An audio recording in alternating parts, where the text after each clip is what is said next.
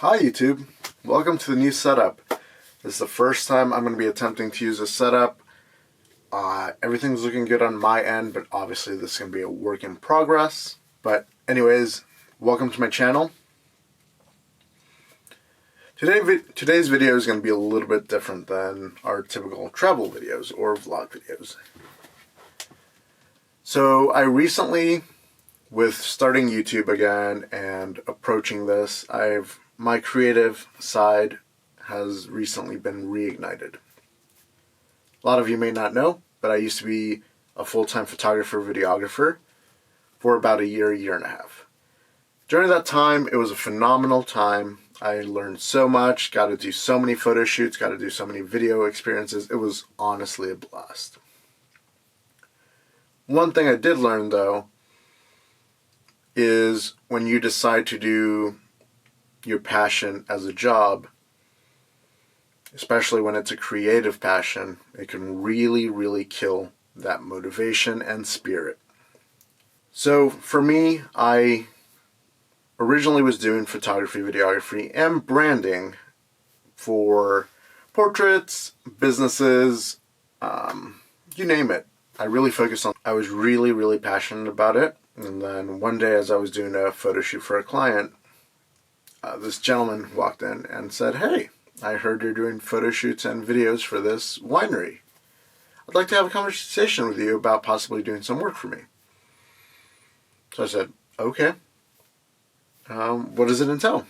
And this ended up dictating the next year of my life as I became a photographer, videographer for a political party. Going back, do I regret it? Yes and no. I don't regret it because the experience was amazing. The people I got to work with were amazing. I regret it because it killed my passion for photography and videography, which is why I stopped it. I was on very tight schedules when I was working and doing these types of shoots.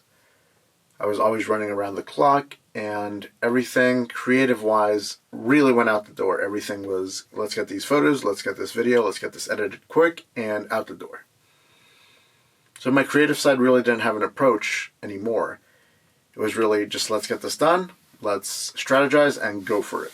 Instead of, how can we make this a creative experience, or something along the lines of that. Because of this, it really killed my motivation. Now, after starting YouTube again, I can safely say I've been very motivated. Yesterday, I went out with my friend Brian to check out a local photography, videography camera store. I didn't know what to expect going into it. At this location here in Kansas City, it was originally called Overland Park Photo. I knew of its existence, had never been. Didn't have an interest in it. But recently it went under new ownership, and the new ownership wants to approach this as a more community-involved experience, and I'm really excited about that. With that being said, they brought in a very talented portrait photographer that is her photo shoots are very fun, very vibrant, very sharp, honestly amazing work. Going to this workshop, we were able to see some of her processes in the studio. A couple of techniques, I saw that I didn't typically apply, so good to know, but for the most part it was just a refresher for me. And then we got the opportunity to work with some of the models and get some photos. And lo and behold, I was really happy with the photos I took. I'm going to include some B-roll here. While other people were taking photos, I was busy recording some video, but also taking. Long story short, I was really happy with how the photos turned out, and I think it reignited my passion for photography because for 1 second, I was able to remember what originally got me into it, the creative feeling. Once I was in that environment, I was thinking, how can I get a creative shot? How can I be outside the norm and not do what everyone else is doing? And that's really the passion that I miss. So with all that being said, I'd like to make some tips for people that are pursuing their passions as a career. First and foremost, be careful, because this is really something sacred and meaningful for you. Make sure that however you're going to approach it isn't going to isn't gonna affect your own perception of what you enjoy. Make sure that it's gonna be something that's gonna empower you versus take away that passion of yours. Because nothing is worse than going into something you love, making it a career, and then hating your original passion. I've seen this happen with card shop owners, like trading card shops. Seen this happen with other photographers, other videographers, mechanics. They love cars. They're like, oh, it'd be awesome to work on them.